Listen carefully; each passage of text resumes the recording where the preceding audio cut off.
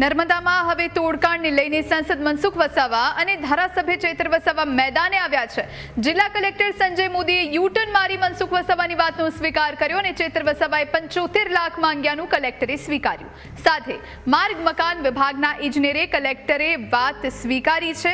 ત્યારે सांसद मनसुख वसावाए कह્યું કે મારી વાત સાચી છે, પાર્ટી પણ મારી સાથે છે। જો કે ચૈત્ર વસાવાએ વળતો પ્રહાર કરતા કહ્યું કે કલેક્ટર પર પણ દબાણ કરવામાં આવ્યું છે। જો 7 દિવસમાં અમે માંગેલી માહિતી ન મળે તો કલેક્ટર કચેરીએ ધરણા પર બેસીશું અને તેમની પાસે પુરાવા હોય તો જાહેર કરે। હું જાહેર જીવન છોડવા તૈયાર છું। એમને આજે કબૂલ કર્યું।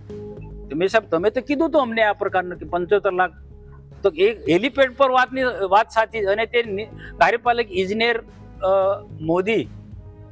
ઇજનેર મોદીના કહેવાથી એમણે વાત મને કરી હતી અને એ પણ જિલ્લાના એક આગેવાન જિલ્લાના કલેક્ટર તરીકે આ જે વસ્તુ જે છે એ પોતે પણ ગંભીરતાથી સમજતા હતા અને 75 લાખ રૂપિયા કઈ રીતના ખોટી રીતના કોકને આપી દેવા, તો એટલા માટે તમને કહ્યું અમને કહ્યું હતું સમાજની અંદર, પાર્ટીની અંદર, લોકોની અંદર, આમ પ્રજાને મીડિયા જગતમાં પણ હું ખોટો છું એવું સાબિત થતું હતું।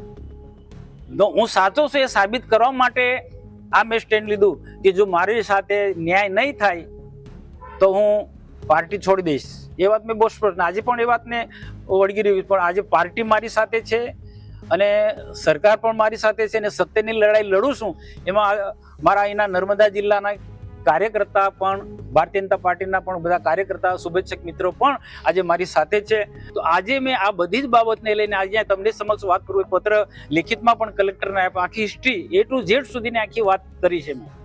તો આજે મેં કલેક્ટરને વાત કરી અને કલેક્ટરે સ્વીકાર્યું કે એમને કલેક્ટરનું એવું કેવું છે કે ચૈતરભાઈની ટીમ સાથે આવ્યા હતા, મીડિયા સમક્ષ આવ્યા હતા, એટલે અને એમને એવું કીધું કે અહીંયા કલેક્ટર ઓફિસમાં સંસદ સભ્ય મનસુખભાઈ વસાવા, સંસદ સભ્ય નીલભાઈ રાવ અને અહીંયા ઓફિસમાં આવીને 75 લાખની વાત એને મેં ના પાડી, એ વાત એ ખોટી છે એમ, પણ એને આજે કબૂલ્યું કે કેવડિયામાં હેલીપેડ પર જે વાત કરી તે વાત સાચી, એ વાતને આજે પણ એ વળગી રહ્યા છે અને એ કે એના માટે હું તપાસ પણ સરકારમાં રજૂઆત કરી છે અને તપાસ પણ કરાવી રહ્યા છે।